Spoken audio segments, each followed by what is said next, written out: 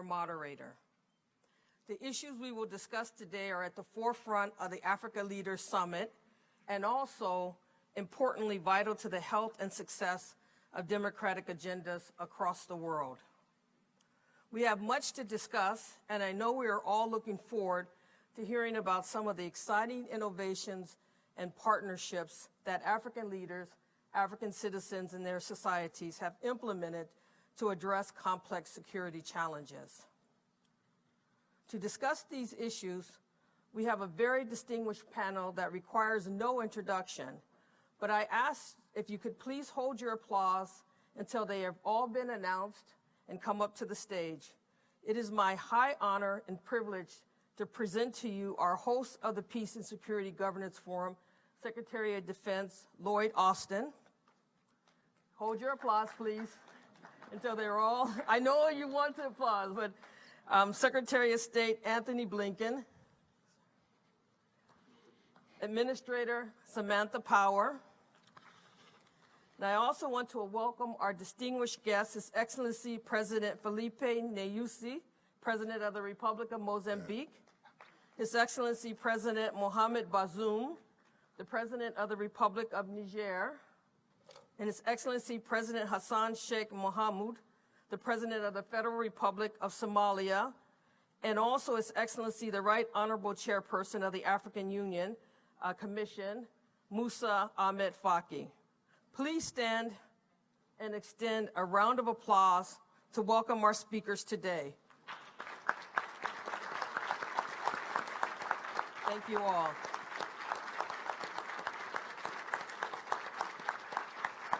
Thank you all. There will be a group picture, and then we will get started.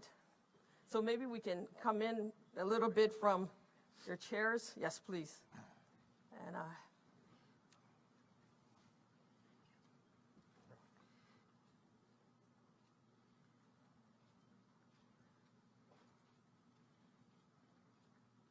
thank you.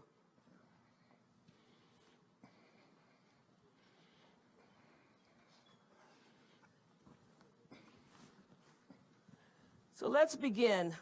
I'd like to get started with Your Excellency President Bazoum of Niger.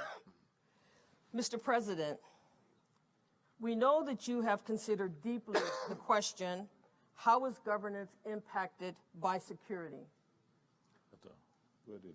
Yes, please. Put on your interpretation.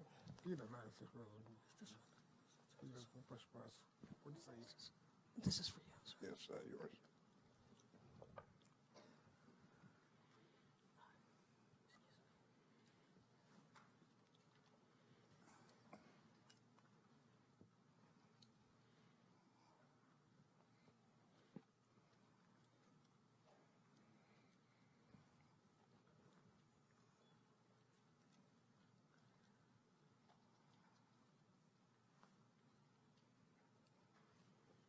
Pull it.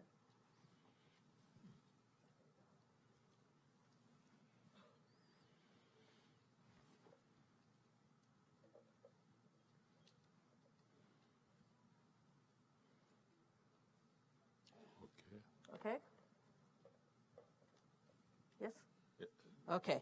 So, Mr. President, we know that you have considered deeply the question, how is governance impacted by security? How can peace be sustained, especially in the context of violent extremism? No. I don't have. Speak. Which number? Which channel is French. Trois. Trois. Voilà, c'est bon, oui. Wonderful. Okay, let's start again. So the question, Mr. President, is that we know that you've considered deeply the question of how is governance impacted by security? How can peace be sustained, especially in the context of violent extremist non-state actors in the region impacting Niger? Please, sir, share your thoughts on these two questions. Reprenez, s'il vous plaît. Reprenez-vous.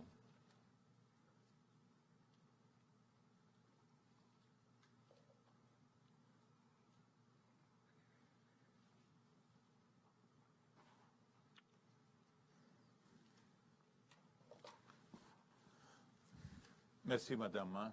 Je voudrais Thank you very much. I want to thank the U.S. authorities for the opportunity that was given to us to speak to this audience during these various panels where we will have the opportunity to take the floor on issues of security. I come from the Sahel region, which indeed, for roughly the last 10 years, maybe a little bit more, has been affected by a phenomenon of violence that takes various forms, but that are all similar according to the countries, but is spreading, because we will remember that at the outset it started in northern Mali, but now this threat has reached many other countries. I would like to explain that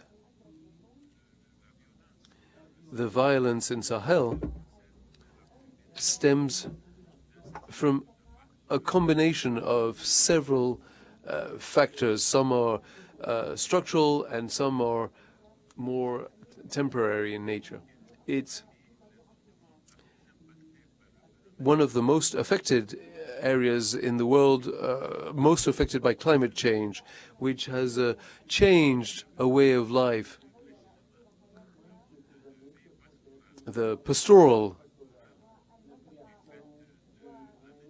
type of communities, the lack of biodiversity now has decreased. Grazing has decreased natural resources, and the Sahel region is also characterized by, unfortunately, a very important demographic growth.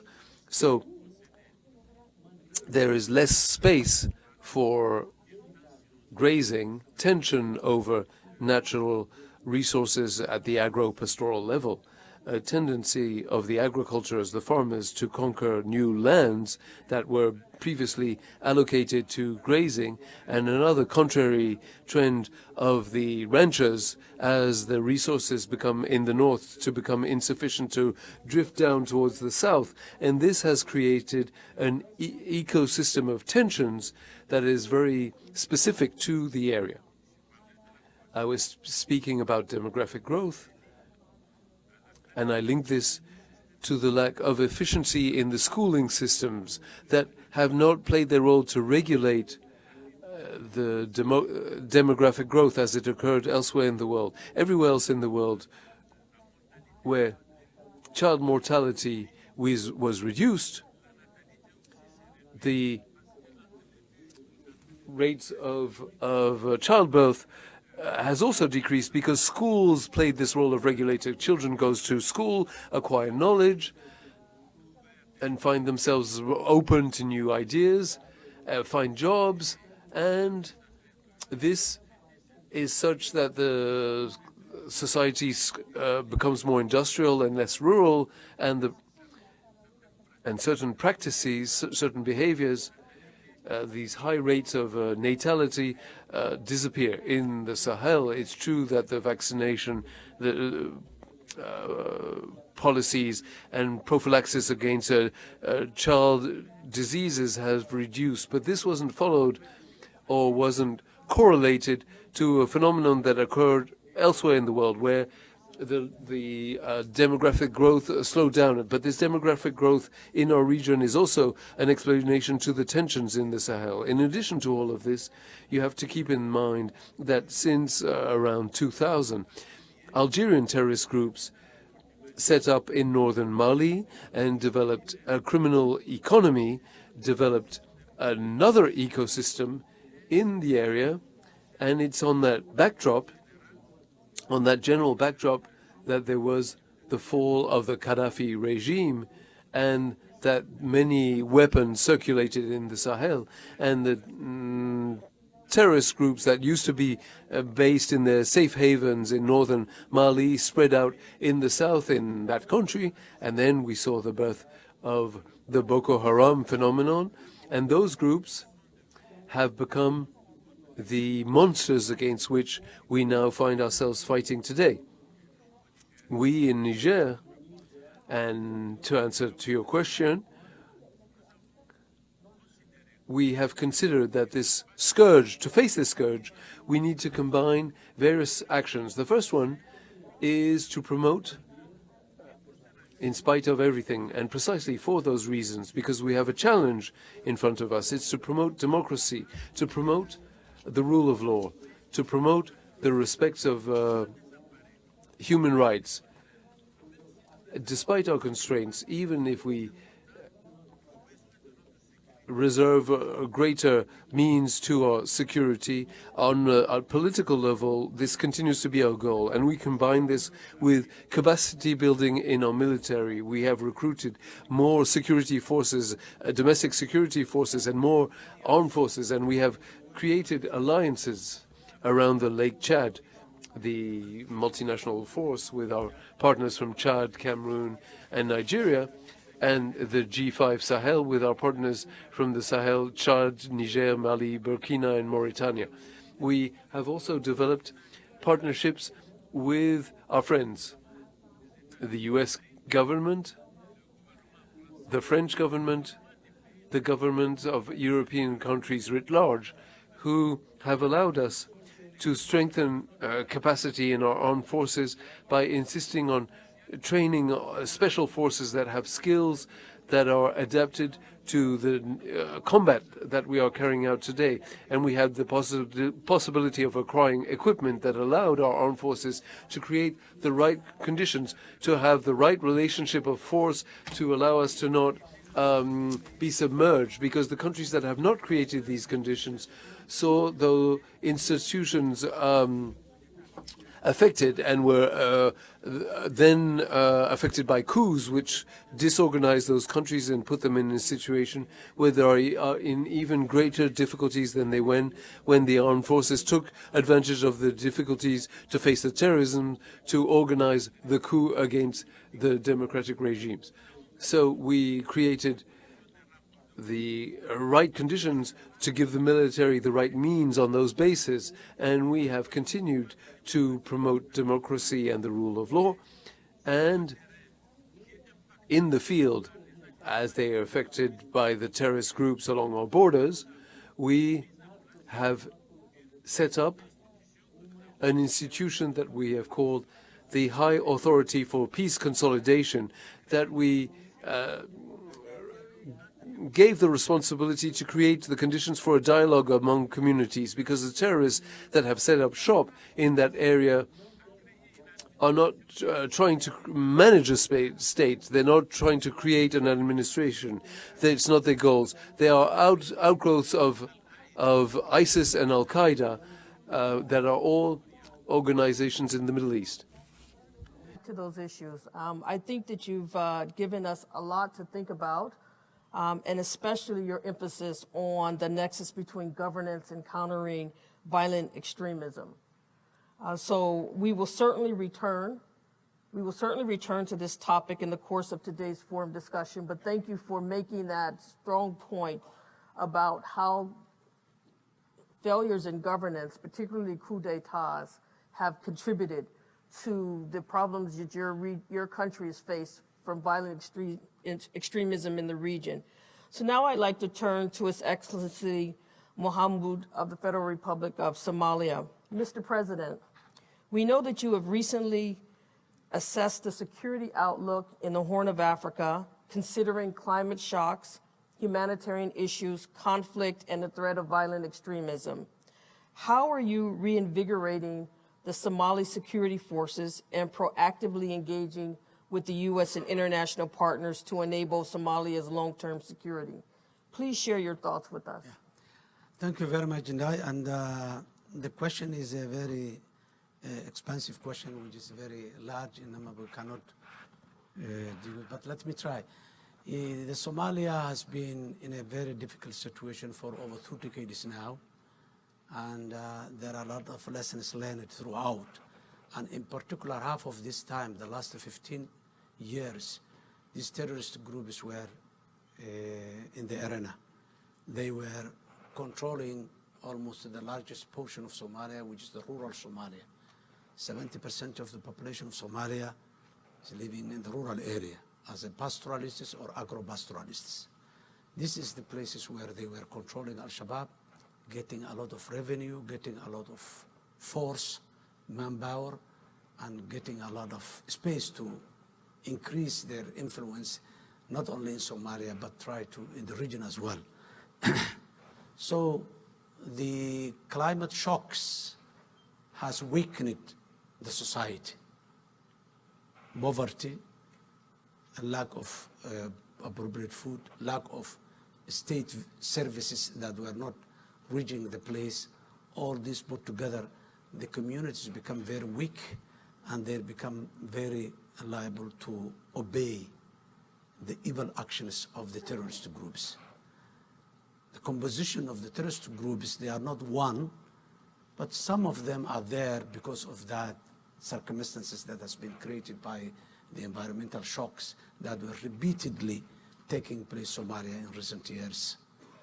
So just to gain, by the end of the month, less than $100, $70, $60 maybe, was enough to recruit a young boy who was recently married and who got a baby or two, who cannot afford to provide 1 glass of milk for his baby, or a young boy who got an elderly parents at home who are in need. So that desperation has, all of them, they are not there for ideological reasons. The top leadership and the top elite groups are there for ideological pursuit. These are there for economic reasons. There are others who are there for grievances, past grievances that they had. And I'm talking about the experience of Somalia, which might be very different from Niger or Burkina or Mali or any other places where terrorists have been challenging. So in that line, the resistance of the community is broken and they become so obedient to that. So it has taken a long time now. And this was it's a human tendency, that expectation, tomorrow will be better, tomorrow will be better. But tomorrow has been getting worse and worse and worse. Now the people reach it to a saturation point where they say, this is not the option. I have been in the office of the presidency in Somalia in 2012 and 2017 in the past. We liberated many parts of Somalia, those areas. We targeted the districts, the towns, and all these places. But unfortunately, when we liberated those places, they were not accessible. These people, they are in the rural areas, they go to the roads, the highways that link the districts, and they put mines, explosives, ambushes, so impossible. Become the whole. So it was the districts that we liberated in 2013-14 become silos that are standing there separated, that cannot be connected easily unless you fly from one place to another place. So I lost the elections in early 2017, and I've been out for 5 years. Throughout that 5 years, I have been trying to reflect, of course, not me only, but as a team, my political party, my team, the intellectuals and the groups. So we come to the conclusion that unless we change the mindset of our community, unless we raise the awareness of our community, that this cascading negative effects will continue unless they... So we started formula. Shabab cannot be, or terrorists anywhere they are, cannot be defeated militarily only. Military is a very important component for their defeat. But in the case of Somalia, we decided there are two other important factors or variables that has to be added into the equation, which is ideological war. Shabab we have in Somalia is a faith-based organization. That's what they claim, hiding themselves in Islam, which is not true. So we decided to establish a campaign that we make our people understand these are not, what they are propagating is not Islam and has nothing to do with Islam. They are a group of mafia covering themselves with a blanket of Islam. So the responsibility of the state and the elite group was to uncover this so that the people can see these are not. So that's one area that we started and organized the community. The other way was economic. They were collecting huge amount of revenue from the local people. Closing those tabs of the financial resources was another target. So this three-front war is what's going on in Somalia. And so far, for the last 5 months, what we are receiving is a success. It's not yet complete, but it's a success that motivated the people, and it has created a cascading effect and sense among the society. Those who are not liberated yet, even they are saying now, you see, that party is there and they have liberated themselves. We have to do the same. So this is what is more important now, mobilizing the society. And I have been telling my colleagues today that engaging the society and the community is what makes the terrorists like a fish that run out of water.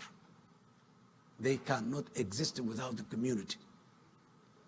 And if the community stands up, they have no choice but to run away. And until today, they are running away. Somalia is a large country of 637 square kilometers all over. So it's not an overnight business to finish them, but soon we will see and you will hear definitely Somalia without Al-Shabaab. Thank you. Thank you, Your Excellency. Your remarks really capture the importance of community-based approaches to security, to governance, and to stability, and how to deliver these democratic dividends. Let me turn now to His Excellency, the President of the Republic of Mozambique. Your Excellency, you heard what the distinguished leaders just highlighted. Both of them have highlighted community-based. They've highlighted the importance of economic dividends to society. How can the dividends of democracy and inclusive governance be enhanced through integration of innovative initiatives to include regional cooperation for peace and security? How can economic and business development levers be used to stabilize communities and sustain peace?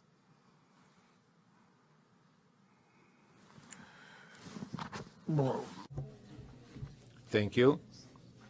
I would like to start by thanking the Biden administration for inviting us to take part in this dialogue, very productive dialogue. We've had a number of experiences in Mozambique. We had the first internal conflict after gaining our independence, and now we have a problem of terrorism in the northern reaches in Cabo Delgado, in the north of Mozambique. Normally, when problems such as that arises, the tendency is to search for a reason, a motive, and oftentimes studies are undertaken that offer some answers, such as its poverty, unfair distribution of wealth, poverty that leads to crime, that affect there are wealthier and less wealthy areas of the country, but in our country, in Mozambique, what we are currently experiencing in the north, in Cabo Delgado province, is terrorism. And when terrorism started there, no one in Southern Africa had any experience with this. No country had been hit by terrorism up until that point. And so we didn't know if it was terrorism or internal strife or just a group of criminals, of thieves. Well, time ended up giving us a concrete answer, and it's terrorism, plain and simple. Now, how can we combat terrorism? Not only militarily, we have to find the motives so that all the people who are involved in this system can find some comfort. Now, unfortunately, this is a region, the northern region, where we harness oil and gas, where the big mega projects are being built with the discovery of natural gas. And so what we have done is to create an environment in which the whole region is involved. Now with SADC, we're fighting terrorism, setting a different example, using a multilateral force, working with SADC, and a bilateral force as well. This is a unique case. This is an African problem, and we have to find solutions within our own continent. Naturally, the European Union and the U.S. have supported us in training, namely, but the important thing here is to lay a foundation so that we can train more, educate more young people, create community programs so that young people are busy, are occupied, and they don't see poverty as being a rationale for turning to terrorism, because the message that terrorists send is that, well, you're suffering. We're not going, the government isn't answering your needs, and so fight with us. So that's why we are offering more training in the communities for defense and security at the same time that we are working with the Samim force bilaterally, and we have taken back some of these areas, and now we have the refugee population that is returning, and in this return process, we offer support through schools, hospitals that were destroyed. So this is a joint effort. We need to create forward movement in development for that northern Cabo Delgado region. I stand by for the questions. Thank you very much, Your Excellency, and thank you for pointing out the important role of partnerships, both within the region with SADC and bilaterally, I assume with Rwanda, as well as with the U.S. and the European Union. Partnership is absolutely critical for fighting global terrorism, wherever it shows up in whatever region. So we've heard from our illustrious leaders the challenges and extraordinary commitment it takes at all levels to secure the dividends of peace, stability, and effective governance. Let me turn to one who is no stranger to the complexities of political transitions and the coordination of strategies for peace and security, whether those are between leaders and their societies or across the different communities in societies, the vertical level as well as the horizontal level across these societies. At the African Union, he has played a key role in developing the security architecture to operationalize and sustain stability and good governance. His Excellency, the Right Honorable Musa Ahmed Faki, the chairperson of the African Union Commission. Please, sir, you're cordially invited to come to the stage and to the podium and provide key remarks and recommendations. Please stand and welcome Chairperson Faki to the podium.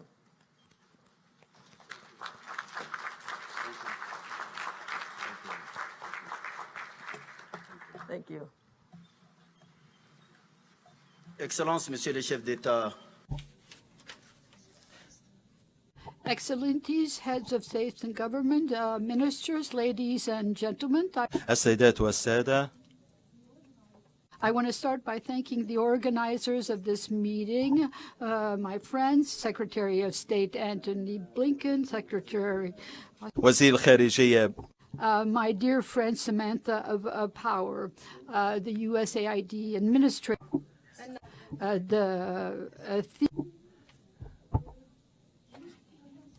leads to a number of questions. We have three heads of states here, and their countries are facing terrorism. President Bazoum in the Sahel region, President Mohamed Hassan in the Horn of Africa, and the President of Mozambique in the southern zone.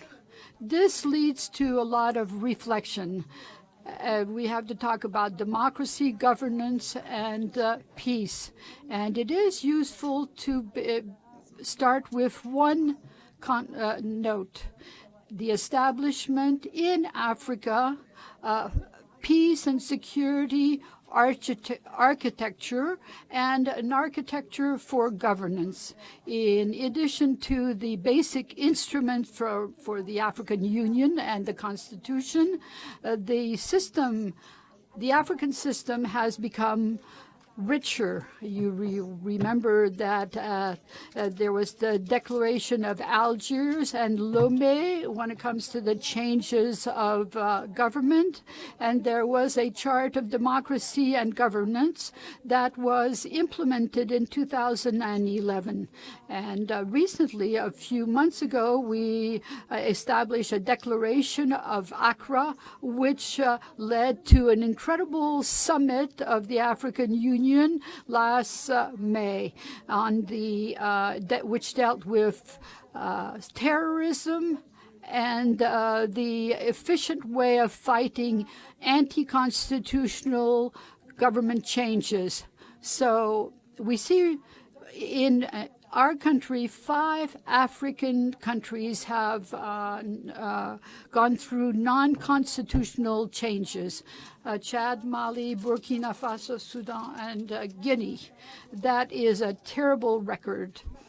And so the peace architecture, which was the expression of our search for African solutions to African problems, and we instituted a panel of wise men, special envoys, and we're waiting for the establishment of a special permanent force. And in view of terrorism, we've established a number of ad hoc missions in the Lake Chad Basin, and then in Somalia, AMISOM, and then in Mozambique with the support of SADC and Rwanda. We also have the G5 Sahelian Force, and recently we have the Accra Initiative, which is probably going to mobilize forces to face terrorism in the Gulf of Guinea. These mechanisms are giving results. So thanks to the African mediation, we have made progress in Sudan, although things were reversed later on. We've had results in Ethiopia. We've established a mechanism to support Libya in the reconciliation process, which is underway. And we have obtained funds to support these processes. We have also on the regional level mechanisms that are being operationalized. What's happening now has to do with democratic change of power. There has been elections organized in a number of African countries. Look at Niger. In spite of its security problems, today there is a change of governments, democratic government. We have a civil society which is expressing itself under very difficult conditions. So in Africa, every day, the people have a stronger commitment to democracy and human rights, but there are still details to settle, and the path forward is not easy. I want to make 3 comments. The first one has to do with the link between governance and the factors of instability of peace. Everywhere where there's no inclusive development and no good governance, then terrorism and anti-constitutional change have taken place. This relationship which exists between terrorism and poverty, and terrorism is a pretext for an anti-constitutional change. And so this should not be accepted. It should be fought against. The second point has to do the obsolescence of the world peacekeeping system. First of all, to maintain peace, peace has to exist. And peace maintenance has changed a lot, and so since we have several operations in Africa, and the results are questionable. The fight against terrorism, the criminality, all of this requires methods that are more flexible, more offensive. And this is why we have to reform the system and transform it completely. The third issue, and I want to stop here, has to do with funding peacekeeping operations. Everyone recognizes the universality of these peace issue. But what happens on the ground? There's a double standard. Everything happens as though the terrorists in the Lake Chad Basin in Mozambique or in the Gulf of Guinea were not the same terrorists as in the Middle East or Asia.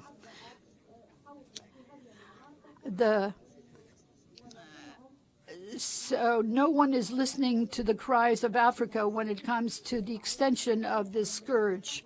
The United States supports a number of African countries on the bilateral level, Niger, Mozambique, Somalia, Chad. But it should be recognized that African armies are still under-equipped. Samantha. In an old Chadian army helicopter from Jamena to Bongo. The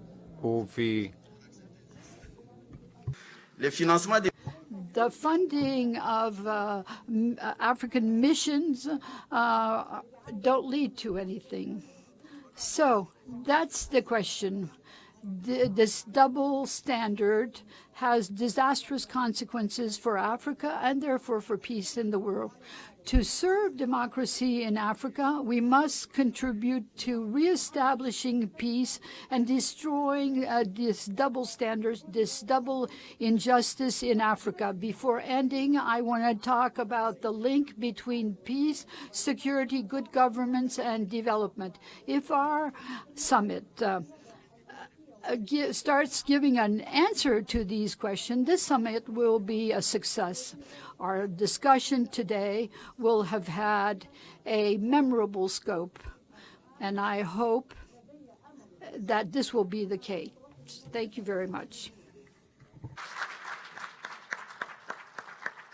Thank you very much, Chairperson Faki. Those were extremely important intervention, particularly drawing attention to the need for a new architecture for global peace, stability, and making the point about the nexus between stability, security, and governance so strongly. We thank you for your intervention and look forward to the United States continuing to work very closely with the African Union, which has taken such a leadership role in supporting peace and stability on the continent.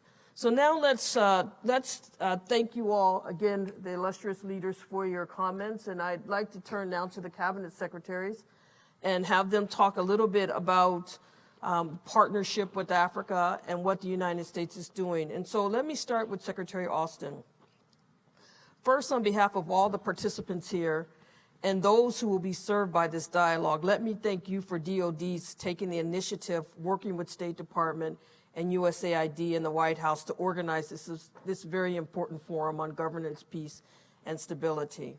So my first question is, how does DOD security assistance enable a coordinated 3Ds approach of defense, diplomacy, and development to respond to the shared security concerns and threats on the African continent? Well, first of all, Ambassador, let me say that I'm delighted to be able to join such distinguished leaders today, and also to be joined by my colleagues, Secretary Blinken and Administrator Power. We're obviously no strangers to each other, because just about every tough problem that we take on and try to address, we are working together, and I'll come back to that in a minute. So we actually live by the 3D model. It is not just a slogan to us, it's who we are and what we do. Let me recognize up front the leading role that African countries play in addressing some of the challenges that are most important to the world. And they include climate change, also strengthening democratic institutions and the protection of human rights. It is clear to us that, the countries across the continent are working hard on those issues and many more on a daily basis. And so we recognize and appreciate that. And as we kind of narrowed in on some of the most pressing challenges that we're facing, that you are facing today, they include the challenges presented by Russia and China, as well as the transnational terrorist challenge that all of you mentioned earlier, and also climate change. So regarding Russia and China, the PRC, we're witnessing the PRC expand its footprint on the continent on a daily basis, and as they do that, they're also expanding their economic influence. The troubling piece there is that they're not always transparent in terms of what they're doing, and that creates problems that will be eventually destabilizing if they're not already. In turning to Russia, we see Russia continuing to peddle cheap weapons.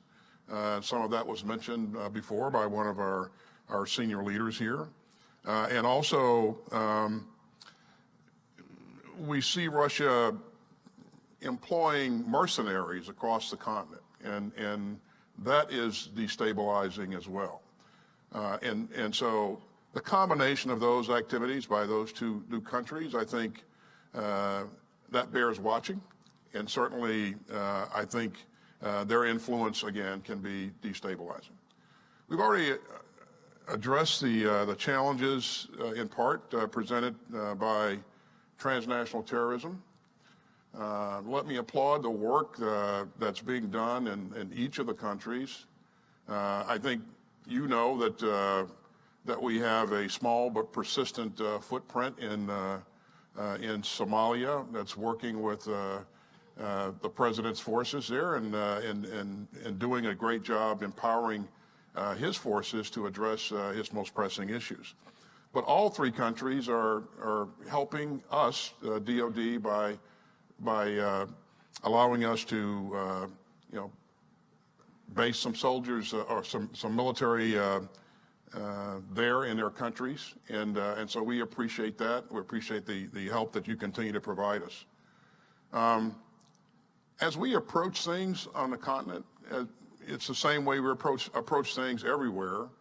The first thing that we always want to do from a department standpoint is develop the right relationships that will be conducive to promoting stability and security. And as we develop those relationships, we want to listen.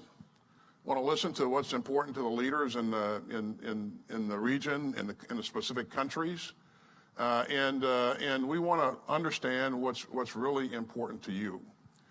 And going further, we want to make sure that we are doing the things to develop and empower your security forces and help you work on your security architecture in ways that you think benefit you, and that certainly will promote regional stability. So we want to make sure that we're doing the things that you think are important, and we want to make sure that we're empowering and enabling your forces to address what you think you need most. And then going beyond that, the next big challenge is, of course, climate change. One of the things that we have done in terms of the United States is we've addressed climate change in our National Defense Strategy, which is our guiding document. And as we interact with other countries, we certainly encourage them to do the same thing, because climate change does a number of things, like causing mass migration in some cases, causing greater competition for resources. We had a great discussion this morning with the president of Niger about the impact of climate change, and it's very, very interesting to hear his insights because they directly match our insights and our concerns. So, you know, it's very interesting in terms of the interaction of these three things: defense, development, and diplomacy. That's the way we live, but it's fascinating to hear our guests, each one of them, make that case that, you know, just, you know, security, providing additional security alone won't solve the problem.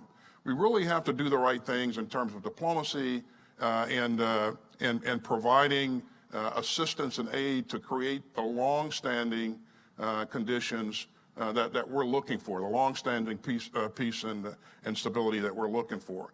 So, and again, I think the president of Somalia made that case very well, as he said, you know, we addressed this with security forces initially, but that did not stand, and it won't stand unless you go back and address the underlying currents.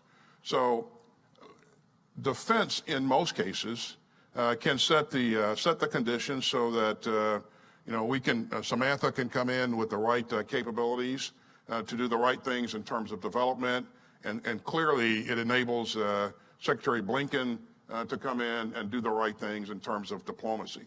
I don't ever want to see a day when we're not resourcing our diplomats to the full extent that they need to be resourced, because that's going to make me buy more bullets.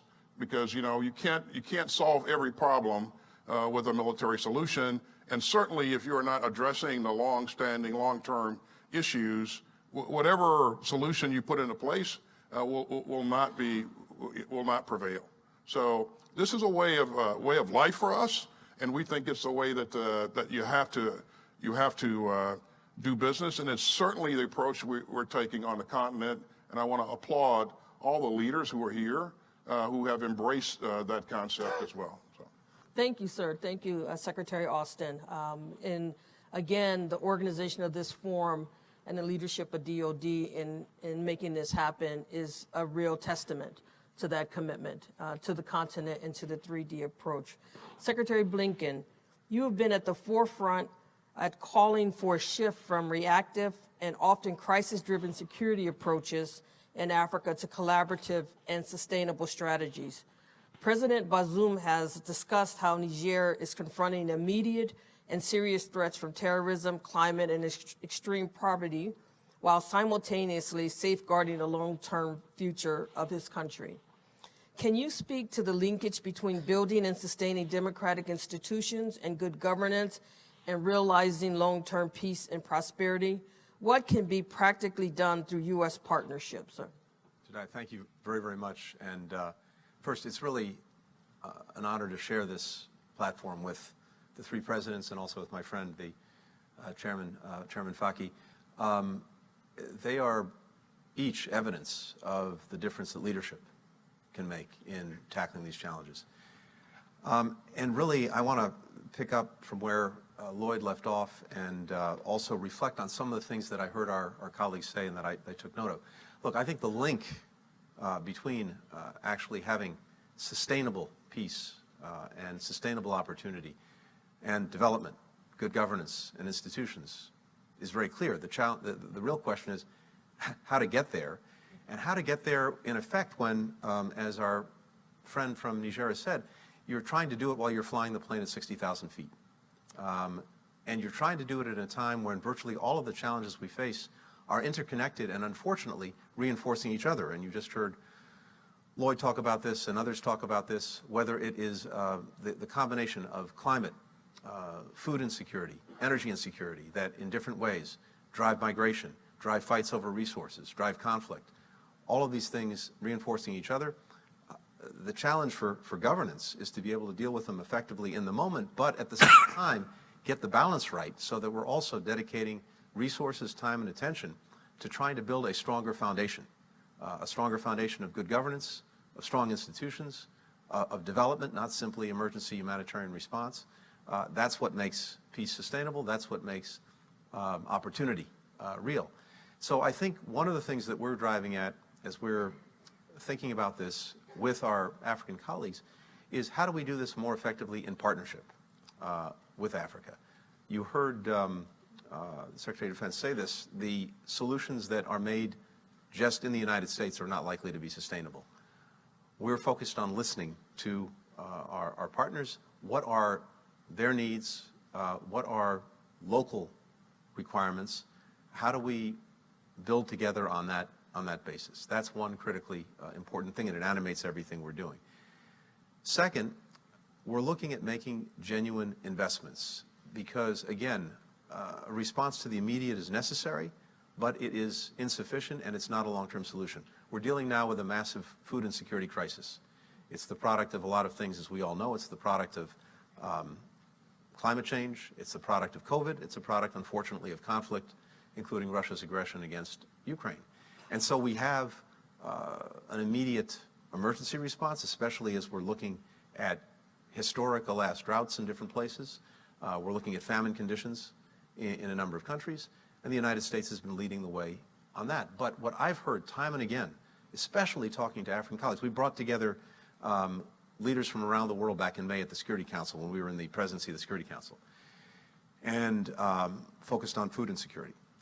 And in a session that I had with African colleagues, the thing I heard again and again and again is, yes, we need to address the emergency situation, but what we want even more is a genuine investment in our own productive capacity and our own self-sufficiency. So that's driving, for example, the Feed the Future program that we have. It's driving a lot of the work that we're doing around the world. Same thing on global health. We've gone through this pandemic, and what we know from that is it's insufficient simply to deal with the immediate challenge. We have to help put in place and have to help Africa put in place the foundations to be able to deal with that themselves going forward so that there's not a reliance on others to build the productive capacity. So we've helped establish from South Africa to Senegal the capacity to, for example, produce vaccines in Africa for Africans. We're investing in young people. As everyone knows, the majority of the population in Africa is young. We have been, going back to initiatives that President Obama started, invested in young African leaders. There are now 700,000 young Africans who are part of the YALI network virtually. It's incredibly powerful because it's building connections between them, among them, and building out partnerships for the future. A big piece of this is the investments we're making in women and girls, something we can talk about at greater length. And then finally, I would say there's no one model of good governance. There's no one model for how to build strong institutions. I think we have to be informed by each other. We have to be informed by local conditions, local needs. And from the perspective of the United States, this is also not about a competition with others. This is not about saying to our friends and partners, you have to choose. This is about offering a genuine choice, offering a genuine partnership, and hopefully together building a race to the top, not a race to the bottom. That's what we're animated by. We put out a strategy for sub-Saharan Africa a few months ago, and it really does bring together the three pieces that are represented here. The last thing I'll say is this. It's interesting, when you're in the Situation Room, as you know very well, oftentimes the diplomats are saying, gosh, we could use a little bit more defense and security or a little bit more development. And then the Secretary of Defense is saying, we need some more diplomacy to deal with this. And so we're constantly playing off of each other, but it's really increasingly in response to what we're hearing from our friends, from our colleagues, from our partners. That's what's animating us. That's the only way I think we're going to be successful in building this plane as our friends are flying at 60,000 feet. Yes, thank you very much, Secretary Blinken, and thank you very much for putting the emphasis on the quality of the partnership, the content of that partnership, the nature of that partnership, and what the United States is doing to build it with all of Africa. Now let's turn to administrator power. Many countries, including those represented in this session, face diverse challenges that contribute to uncertainty and ripen the environment for instability and conflict. We've heard about those already, including economic crisis, food insecurity, governance challenges, and a fracturing of social cohesion. USAID has demonstrated an early commitment to partnerships and development as an essential component of a holistic, integrated response. How has this approach been applied in areas to prevent the further spread of instability, and what lessons have been learned to prevent the spread of violence and extremism. Thank you so much, Jendai, and thank you for your leadership over so many years in this space. I mean, it's evident today, your fluency in these issues, but you've really put it all on the line in your career, and so thank you. And thanks, so honored to be among these heads of state who are leading in this space and bringing a more holistic and integrated approach themselves, recognizing the impossibility of silos. Chairman Faki, about that helicopter, you said it was safe at the time. So I'm not sure now, nearly 20 years later, that I'm getting the memo that that wasn't quite the case.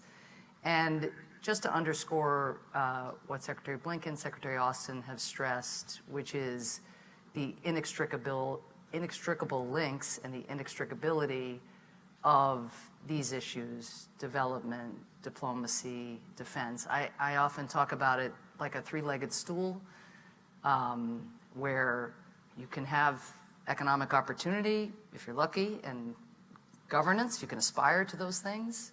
But if you don't have security, the stool is going to topple over.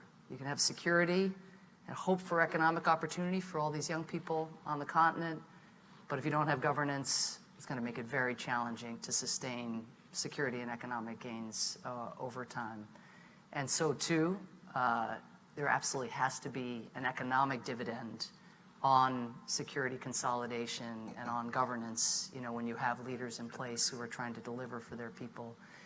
I just wanted to make 3 points here beyond that. The first is on the centrality of governance. And I think it's really important that we heard from the chairman the reference not only to Africa's peace and security architecture, but the recognition of the connection between security and the anti-coup policy that the African Union has taken for so long.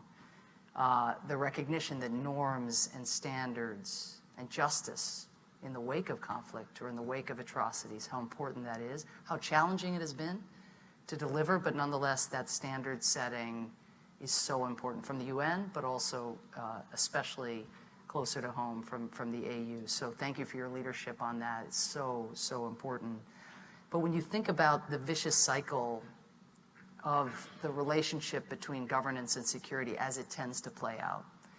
So let's say you get lackluster governance, there's corruption, a government may have not come to power legitimately or may have extended itself in perpetuity. Popular discontent rises, maybe people come out to the streets. In a situation where the rule of law is shaky or you see democratic backsliding, what is the first tool in circumstances like that? Often, security forces taking a heavy hand with the people who are coming out, wanting more for themselves, more for their kids. Then what happens if a crowd is fired on, as has happened in so many countries, in so many parts of the world, certainly not just in Africa? There tends to be the excessive use of force, not the accountability around the excessive use of force. Does that ever work, really? I mean, do people really ever go home? Well, maybe then it's a more heavy-handed approach, but more likely more people come out to the streets. Then, here we are with initiatives like Prosper Africa, trying to gin up enthusiasm among the diaspora to bring their businesses back home to Africa, to try to attract private sector investment. The Development Finance Corporation, which both state and USAID, our state is the chair of the board of the DFC, USAID is the vice chair, trying to hustle up patient capital. And yet, what happens when you start to see that doom loop with governance, the excessive use of force? It just gets harder and harder. And same with corruption. Fundamentally, it's not something that can be pushed off to the side. If we're serious about drawing the kind of economic investment that we want to see on the continent, that too has to just be so central to the governance agenda, to the rule of law. So just to say, everything is connected to everything else, but it's very hard to see our way out of security conundrums and economic difficulties of the kind we see today without governance reform of the kind that I think the leaders up here are championing, and others are as well, but we have to be honest, the trends are not great. And many say, oh, but in tough economic times, governance can wait. No. If we're going to address these economic headwinds, these issues have to be tackled in parallel. Second point, just very briefly, is Jenda asked the question about programming around extremism and conflict resolution and so forth. We have a lot of programming branded as such. But I think the way we have to approach it at USAID is in this much more holistic way. I mean, Tony mentioned Feed the Future, our flagship billion-dollar food security program, which is about helping farmers get access to satellite data from NASA so they know the quality of their soil, giving them seeds, drought-resistant seeds, heat-resistant seeds, so they can better withstand climate change.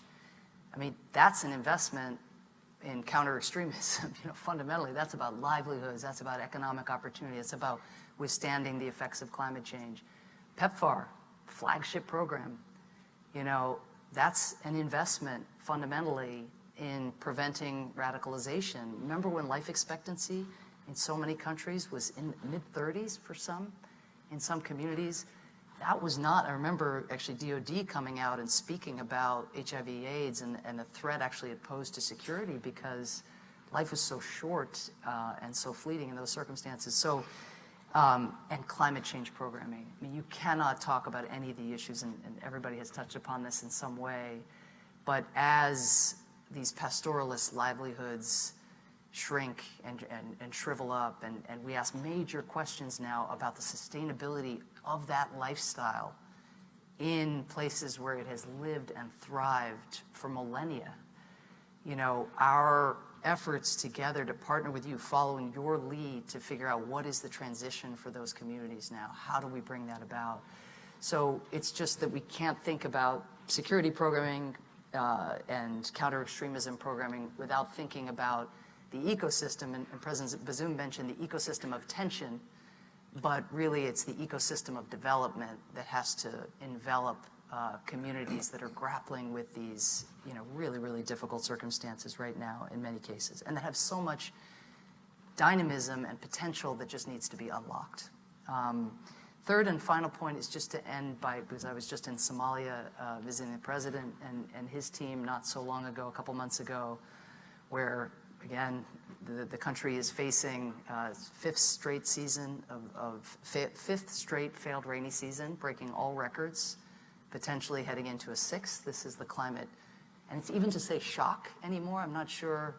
I think a shock has to be this, but when a shock is a constant, I'm not sure it counts as a shock anymore, but this perennial climate drain on the entrepreneurship and dynamism, again, of the people of Somalia, the people of all the countries that we've been talking about here.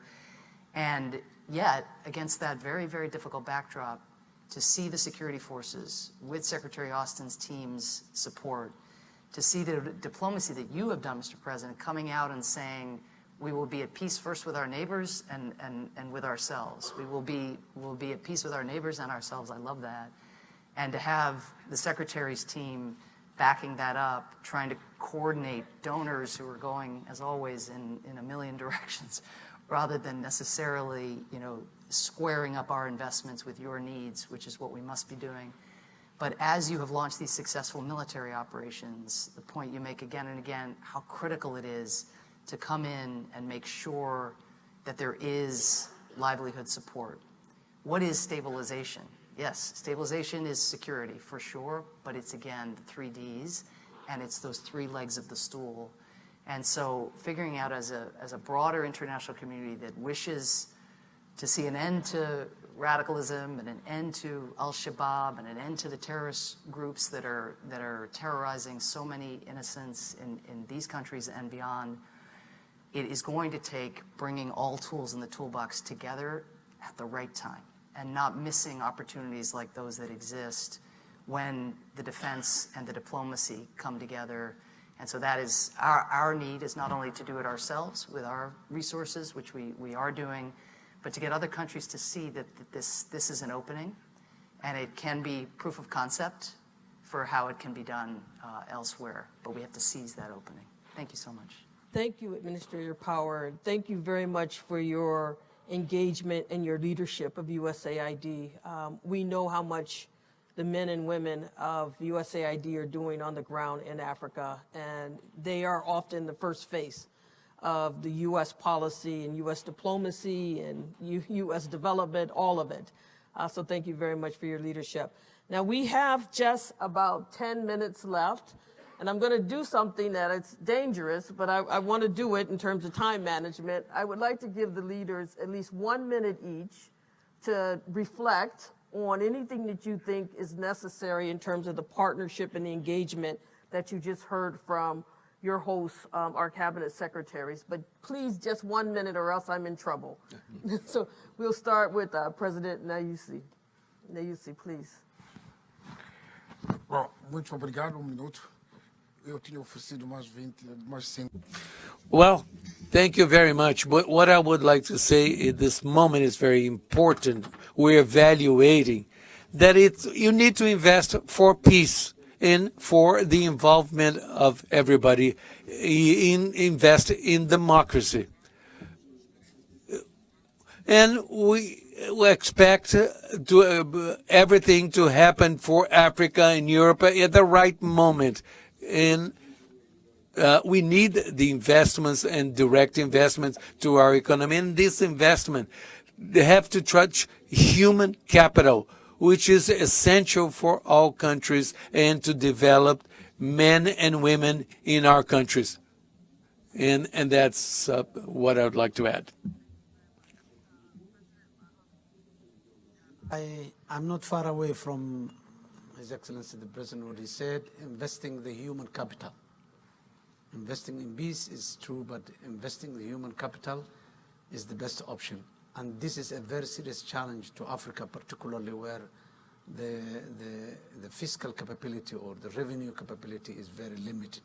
Providing service delivery to the people, increasing the quality of education and health, and issues like that is very investing the civil society groups.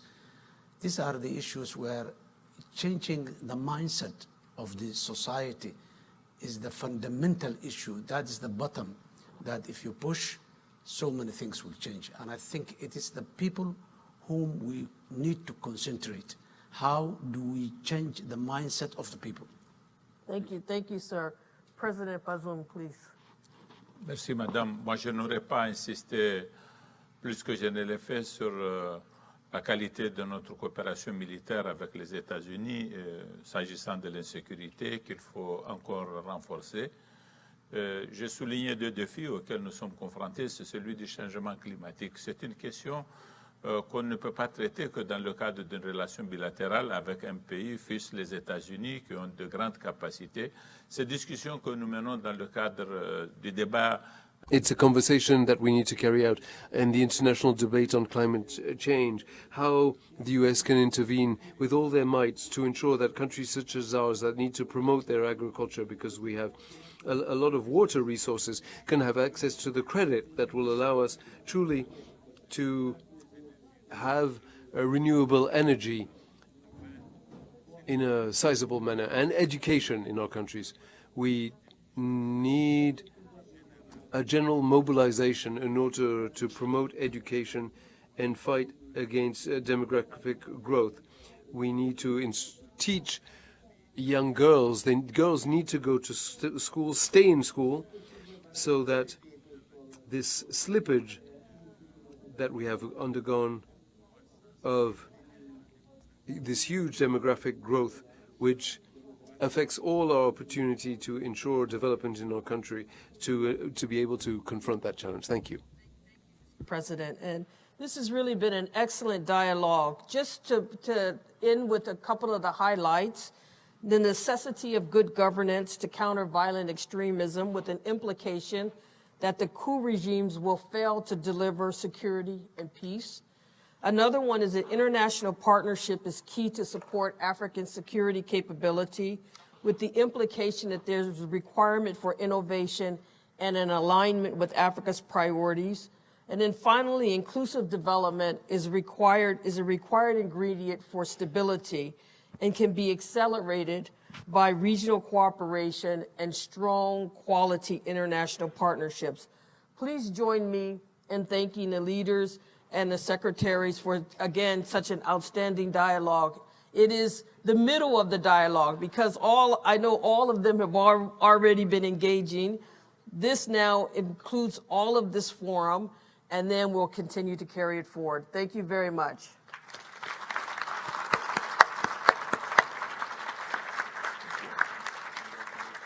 Thank you.